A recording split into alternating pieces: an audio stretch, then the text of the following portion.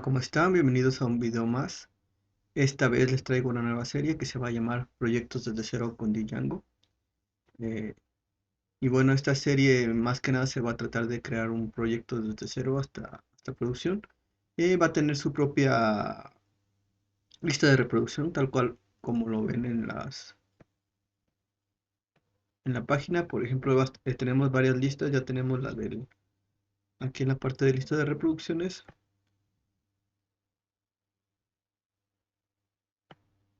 Pues tenemos la del ORM, tenemos la de Django REST Framework y bueno, otras. Entonces, esta va a tener su propia lista de reproducciones para que no se pierdan en ella. Muy bien, vamos a comenzar. Bueno, ¿cuál es el objetivo de esta nueva serie? Pues va a ser realizar un proyecto desde su creación hasta su puesta en producción. Eh, el objetivo es que sea un proyecto funcional, que no nada más sirva como ejemplo, sino que sí se pueda utilizar. Eh, Vamos a buscar seguir buenas prácticas y bueno, me voy a enriquecer de los aportes que hagan para mejorar el código. Y algo muy importante que busco con este proyecto es utilizar muchos de los conceptos que se vieron en los videos del canal. Entonces hay partes que no se van a estar repitiendo o explicando, sino simplemente se va a poner el video en el que se explica eso.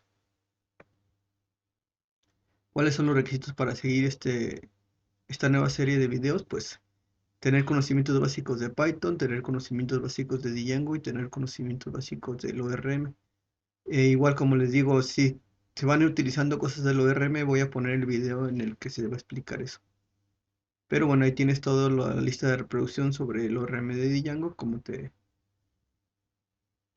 te comentaba, en esta viene explicado todo el ORM o la mayoría de las cosas del ORM.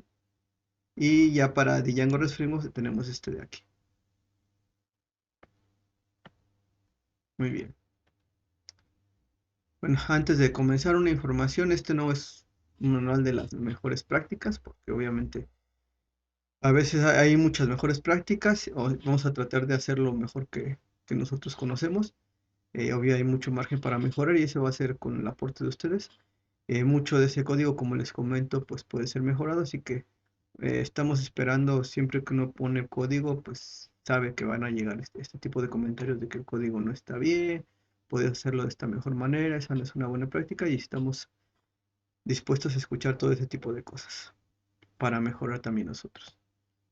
Es lo que les comentaba, vamos a tomar en cuenta todos los comentarios que vayan a aportar al código. Si alguien está interesado en contribuir al proyecto, me avisan o me mandan ahí un mensaje para agregarlos en el GitHub. Y una de las mejores maneras, como les comentaba, es como programadores mostrar a los demás la manera en que hacemos código y estar abiertos a la crítica para tener feedback. Y bueno, ya con estos avisos, vamos ahora sí a comenzar a hacer nuestro proyecto desde cero. Y bueno, el capítulo uno va a ser crearlo, pero no lo vamos a crear como tal desde cero, sino vamos a utilizar un cookie cutter. Cookie cutter. ¿Qué es un cookie cutter en el desarrollo de software? Bueno, viene del nombre que se le da a los moldes, que son para cortar galletas, es decir, por ejemplo, no tenemos que estar haciendo la figura a mano, sino tenemos un molde, nada más lo pasamos en las galletas y nos da lo que queremos, ¿no? En este caso, pues como está de moda todo, tendremos uno de todo. Bueno, pero en el software lo que nos va a permitir es crear nuevos proyectos de manera más rápida, con una estructura y una configuración predefinida. Vamos a tener configuraciones tanto para desarrollo como para producción que ya están optimizadas. Hay un estándar establecido en ellos y nos organiza nuestro proyecto buscando las mejores prácticas. Muy bien. Entonces nos vamos aquí a la página de... Hay cookie cutters para muchas cosas, para muchos lenguajes de programación. En este caso, pues hay un específico para Django, que es este de aquí, les voy a poner el enlace. Pero hay inclusive para Django REST Framework, pero creo que este es el que más se está utilizando y siempre está contribuyendo, siempre está actualizándose. Entonces, por eso es el que vamos a utilizar este cookie de Django. Y aquí nos dice las características que tiene, pues ya tiene soporte para Django 4.1, trabaja con Python 3.11, bueno, tiene una cobertura de 100% de Django y bueno, varias cosas, entre ellas, por ejemplo, los 12 factores es en los que se basa. Está principalmente basado en este libro, que se lo recomiendo si lo pueden leer. que son las mejores prácticas que se pueden seguir para Django REST Framework. Y bueno, esta parte de los 12 factores los podemos ver aquí. Bueno, vienen varias cosas, que es el código base, las dependencias, cómo organizar las configuraciones, etcétera. Ustedes pueden buscar por ejemplo, aquí yo encontré en español, pero si ustedes ponen 12 factores, les van a aparecer la descripción, así que no lo voy a explicar mucho esto, pero básicamente se basa en cómo organizar el código y cómo construirlo y distribuirlo. Muy bien. Aquí nos da un poquito más de cosas, ya nos da un servidor de, bueno, una librería de email configurada, y muchísimas cosas que ya no tenemos que estar escribiendo desde cero.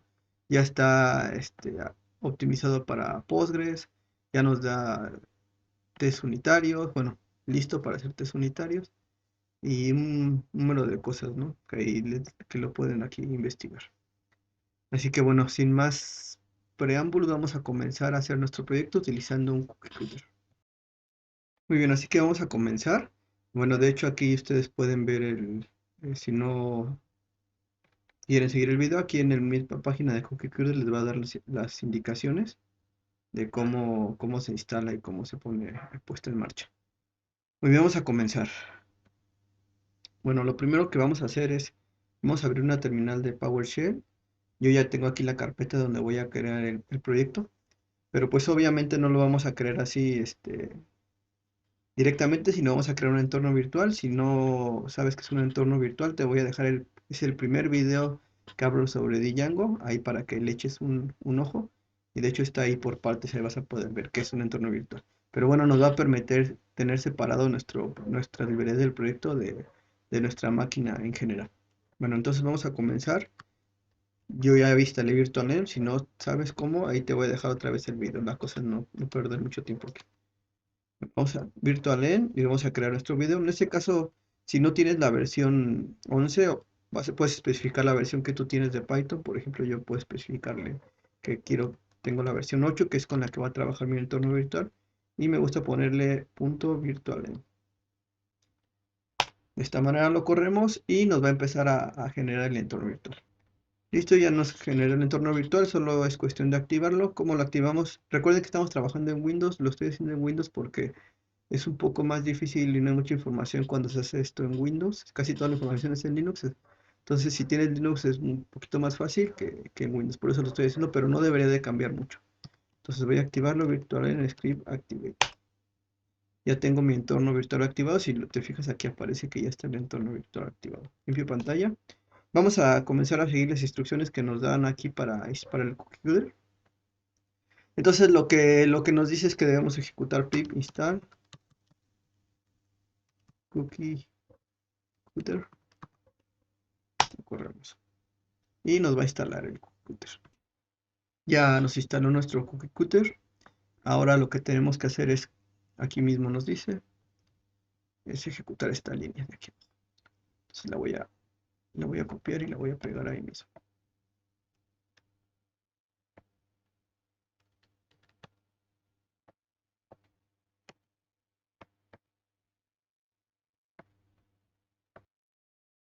Entonces así tal cual aparece aquí, le damos enter.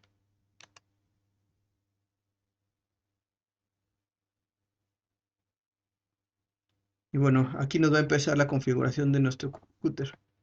Muy bien, ya amplié un poco la fuente para que se vea. Y bueno, nos va a empezar a configurar nuestro proyecto con una serie de preguntas que nos comienza a hacer. Bueno, la primera es que pues vamos a descargar este cookie. Por defecto nos dice que sí, solo damos enter. Muy bien, ya una vez que nos lo descargó, vamos a poner el nombre del proyecto. Este proyecto, bueno, después voy a explicar de qué trata el proyecto, pero vamos a ponerle, yo ya tengo un nombre que se va a llamar así, menú Granatum.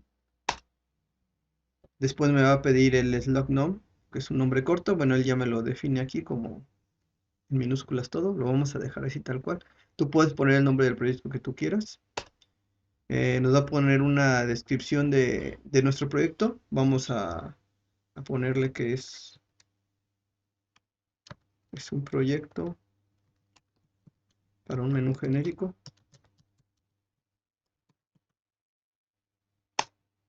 El autor, bueno, yo voy a poner mi nombre. Más adelante, si hay más colaboradores, pues podemos modificarlo ya eh, después en el código. Nos pide un nombre de dominio, no tenemos nombre de dominio. Nos pide un email, vamos a poner el email. Nos pide una versión, él va a empezar con la 0.1.0, vamos a dejar esa. Y aquí comenzamos las demás preguntas. Nos pide que especifiquemos una licencia, ese tema de las licencias, pues lo puedes investigar, vamos a dejar la que nos sugiere, que es la MIT, pero tú puedes poner la que tú necesites, incluso si es va a ser algo comercial, ahí lo pone que no es open source. Nos va a selecciona el tipo de usuario.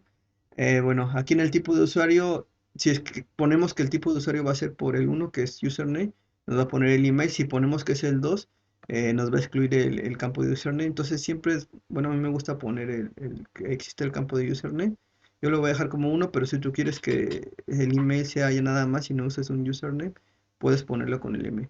Yo voy a dejar el uno, que me gusta cómo queda. Nos va a poner ahora una zona horaria. Vamos a dejarle la zona horaria universal, UTC, que es el tiempo universal coordinado.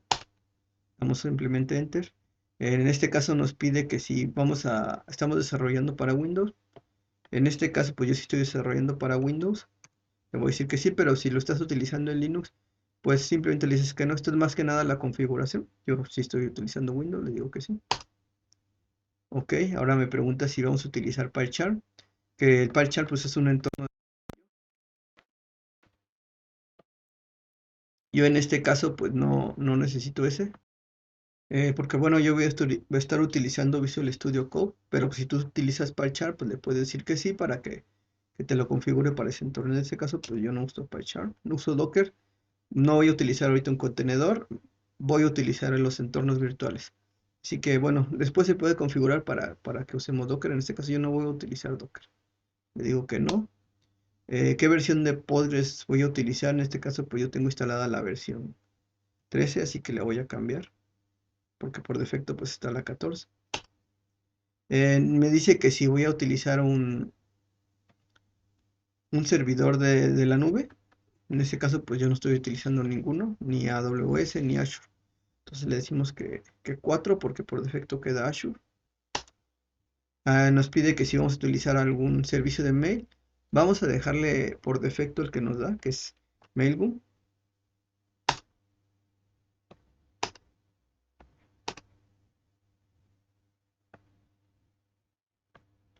Bueno, luego dice que vamos a usar asíncrono, es decir, vamos a utilizar, por ejemplo, WebSockets o algo. En este caso vamos a decirle dejarle por defecto que no. Ya si lo utilizamos, pues después lo configuraremos. Vamos a utilizar Django REST Framework. Yo sí voy a utilizar Django REST Framework. Le digo que sí. Bueno, luego me dice que si voy a utilizar un pipeline de frontend, yo no voy a utilizar ninguno, que es para hacer si utilizamos un compilador y un optimizador de frontend, yo no lo voy a utilizar, le digo que no. Voy a utilizar Celery. Celery es un gestor de cola de tareas, no voy a utilizar Celery. Voy a utilizar MailHub. Bueno, nos permite hacer pruebas de envío de correo electrónico, no lo voy a utilizar ahorita. Voy a utilizar Sentry, es un sistema de monitorización de aplicaciones, no voy a utilizar Sentry. Esta parte es muy importante, cuando nos pide que vamos a utilizar White Noise, es muy importante con lo que respondimos en la del servidor de nube. En este caso, bueno, White Noise lo que nos permite es servir archivos estáticos directamente desde Django. Así que si no elegimos un alojamiento en la nube, hay que elegir esta. De lo contrario, hay que decirle que sí. De lo contrario, nos va a marcar un error. Si tú ya elegiste algún alojamiento en la nube, entonces puedes decirle que no necesitas White Noise. En caso de que le hayas dicho como yo que no necesitaba un proveedor de cloud, pues sí le digo que iba a utilizar White Noise. Voy a utilizar, si quiero utilizar Heroku, pues es una plataforma de servicio para facilitar el despliegue de aplicaciones. Yo no voy a utilizar Heroku. Voy a utilizar si vamos a utilizar una herramienta de integración continua, por el momento no.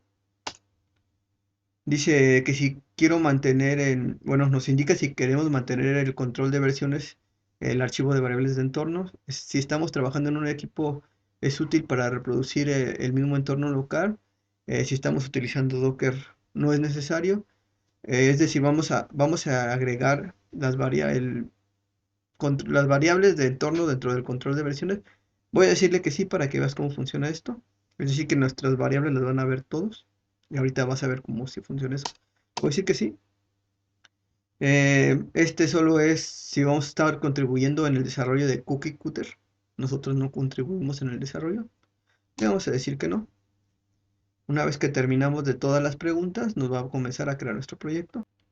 Y bueno, ya terminó. Vamos a decirle, puedo utilizar PowerShell, puedo utilizar ls. Me va a crear, bueno, mi proyecto en menú Granatum. Nos vamos a ir allá.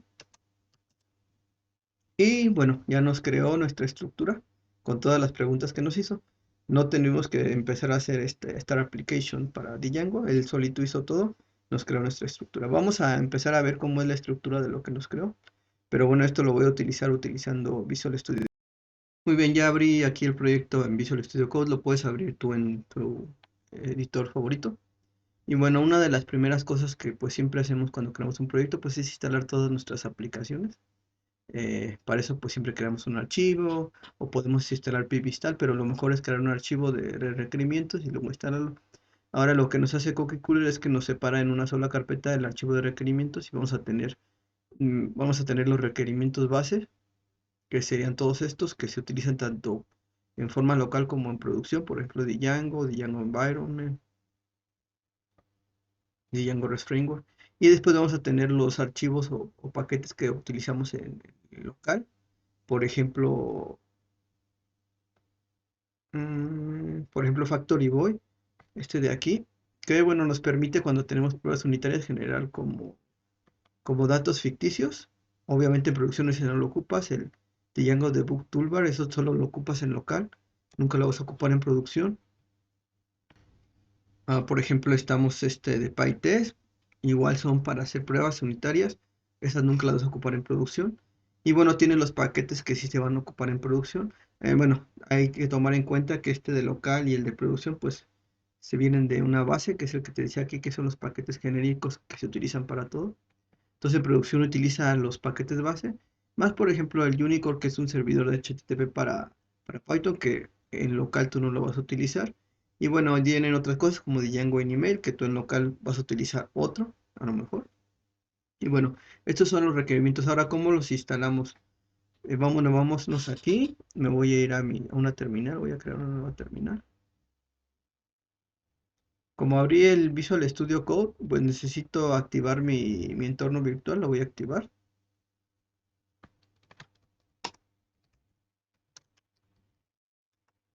Ya lo activé. Y me paso ahora sí a menú. Entonces estoy en este entorno virtual. ¿Cómo instalo? Aquí yo voy a estar utilizando el de local. Entonces por lo tanto simplemente le digo pip install -r. Y bueno, ¿cuáles queremos? Punto requirements. Y voy a instalar los requerimientos de local. Ya cuando ya esté en producción, pues voy a instalar los requerimientos de producción. Entonces simplemente lo ejecuto aquí y esperamos un rato. Listo, ya nos instaló todos los paquetes para local. Y bueno, algo que podemos estar tentados de hacer es probarnos si está corriendo el servidor. Vamos a correrlo.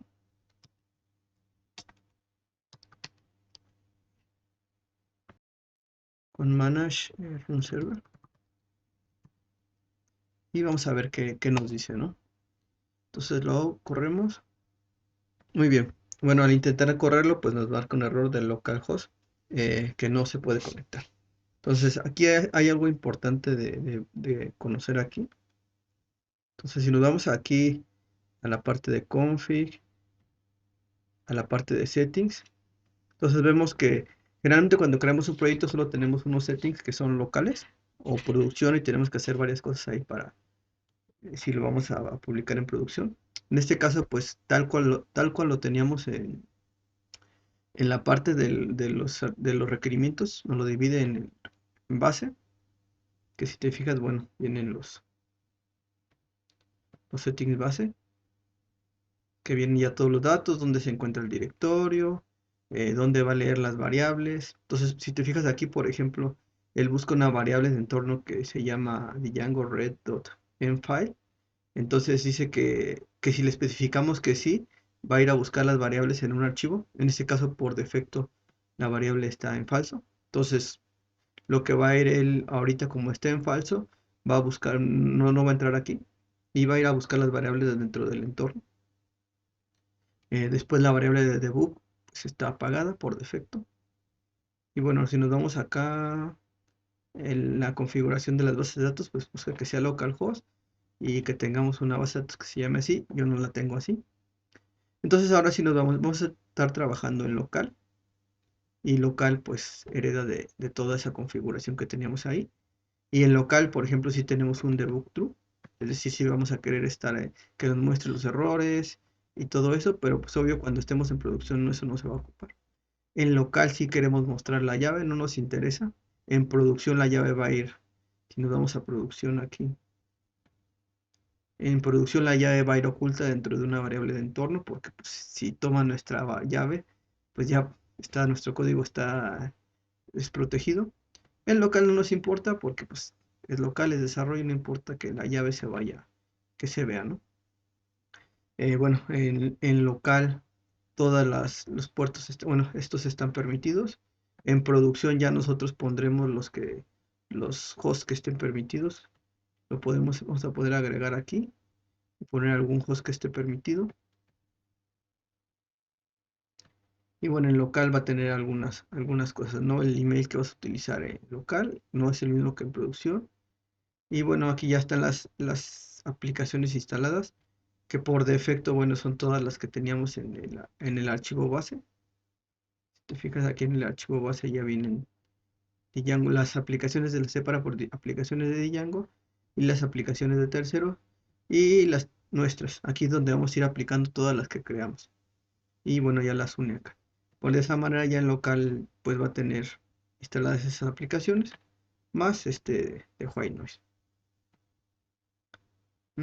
Aparte va a instalar Debug Toolbar, que en producción no se va a instalar. Y bueno, varias cosas así, ¿no? Entonces, aquí ya nos separa configuraciones de producción como de local. En producción va a hacer otras muchas cosas que son diferentes, va a utilizar otro servidor de email, le va a agregar más seguridad, etcétera. También tenemos uno de test que va a agregar para hacer las pruebas unitarias, que lo podemos correr. Y bueno, ahorita lo que nos interesa es esta parte de local. Si te fijas, dice que las variables las va a jalar del entorno. ¿Dónde estaba acá?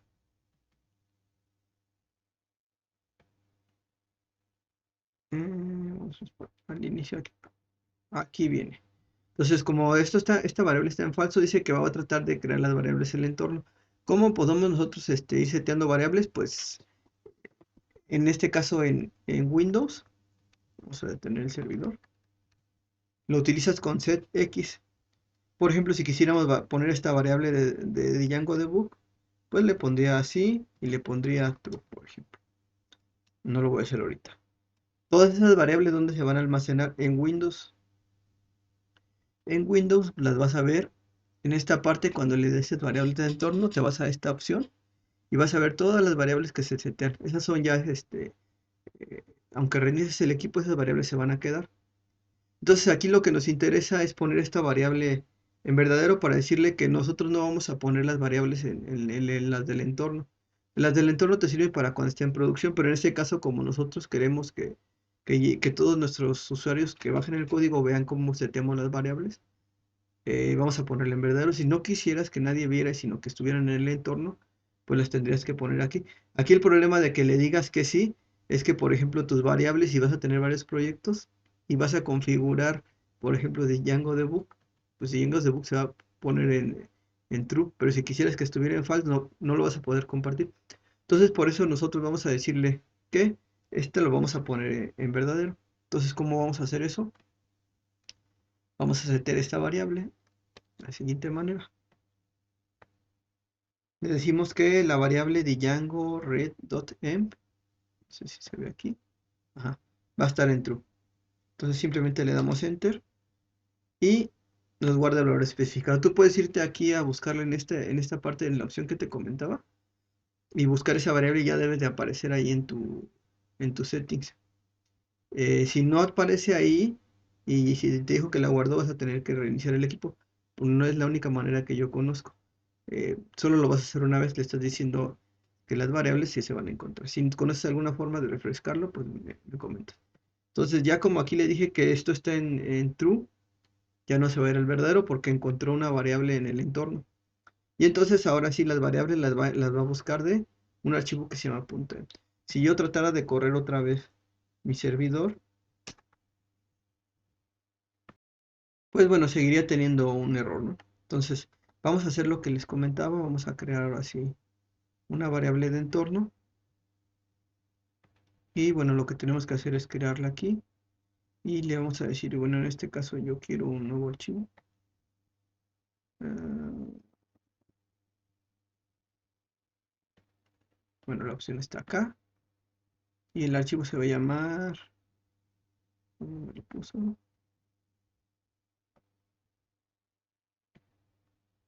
Punto. Nos dice que se debe llamar en. Vamos a ver si es correcto, que nos dice que se debe llamar así. Ay, voy a quitar este de acá. Bueno, aquí creé un archivo en el directorio raíz, este que se llama en, tal cual nos dice la parte de las settings de la base, dice que las variables de entorno las queremos poner .en porque a este le especificamos en true. Entonces ahora sí, por ejemplo, la variable de nuestro base de datos, pues dice que se llama database URL por defecto. Si no está así, la va a ir a buscar acá. Entonces, como ya le dijimos que sí se van a buscar ahí, ahora sí nos vamos a nuestras variables y especificamos aquí cómo está. Entonces, la ponemos así, en este caso la variable database URL de Postgres, pongo el usuario, pongo el password, el, donde corre, el puerto y el nombre de mi base de datos. En este caso se llama menú DB. Bueno, ya con eso la guardo y vamos a correr otra vez el servidor. Entonces voy a correr el servidor de nuevo. Vamos a ver si con eso funciona. Acuérdate que yo esa base de datos yo ya la creé, que se llama menú.db en mi Postgres. Tú igual ya la creas con el nombre que tú necesites.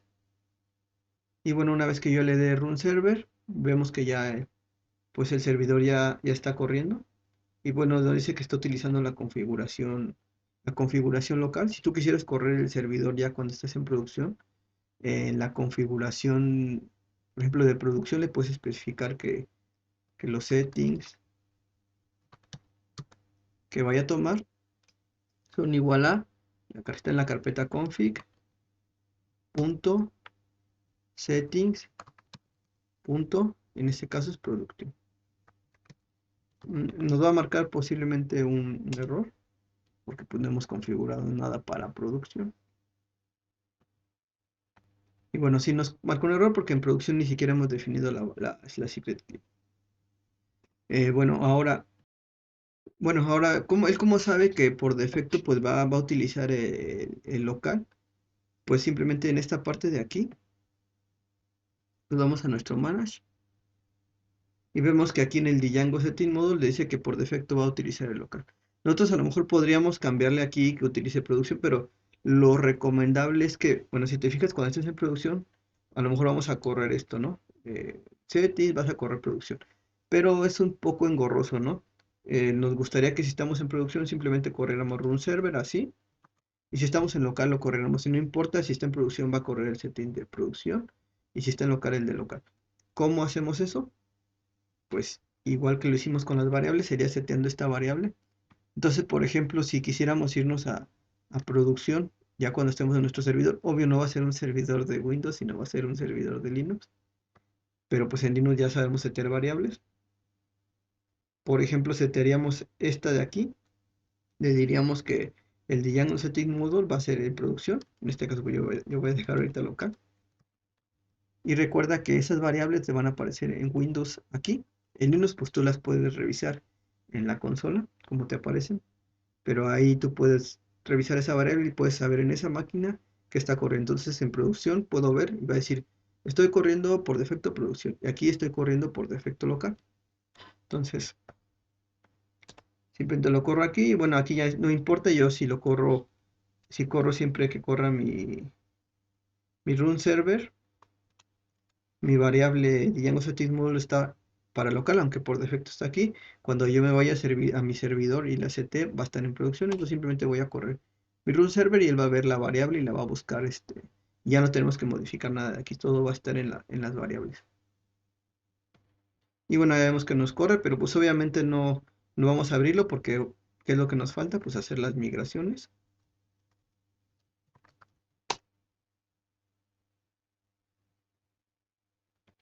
Ahora nos vamos, ahora sí corremos nuestro servidor.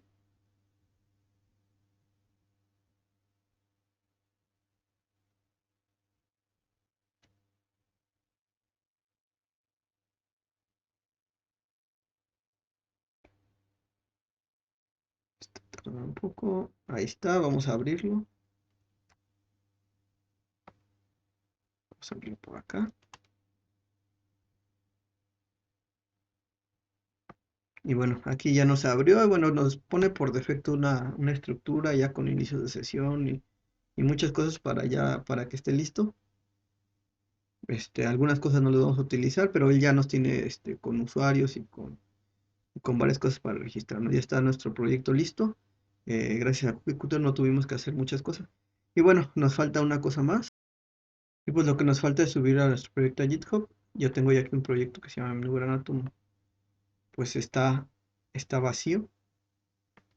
Y pues bueno, lo que tengo que hacer es simplemente decirle primero, tal como nos dice la documentación, git init, git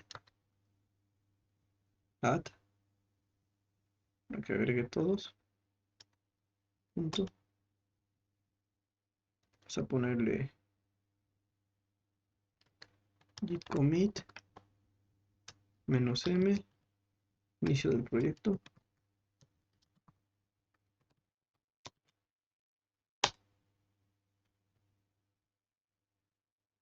Agregamos nuestra ruta, que es esta, git remote, el origen es ese. Voy a crear una nueva rama, si me lo pone, que cree una nueva rama, branch, se llama m, que es donde va a estar trabajando, que es la rama principal. Y pues ya, nada más lo último sería empujar los cambios. Menos u, origin, me. Y bueno, una vez que ya subimos nuestros cambios, ya vamos a ver en el GitHub nuestro proyecto, ya subimos todos los cambios. Como le habíamos especificado, pues la variable .m se subió y todos pueden bajarla y verla. Sin embargo, en producción sabemos que vamos a utilizar las variables de la máquina o del sistema operativo. Algo también que me faltó aquí recalcar que el mismo CookieCutter ya nos crea un .gitignore de todos los archivos que pues ellos ya han visto que no se necesitan subir. Y pues si tú necesitas alguno que no se ocupe subir para allí, pues lo puedes poner. Ya no tienes que estar buscando uno o estar haciendo una mano. Simplemente aquí ya te lo pone. Y pues bueno, eso sería el final del video. Esperemos que te haya gustado y si tienes alguna duda, escríbela en los comentarios. Espero tu manita arriba y suscríbete al canal si no te has suscrito. Hasta luego.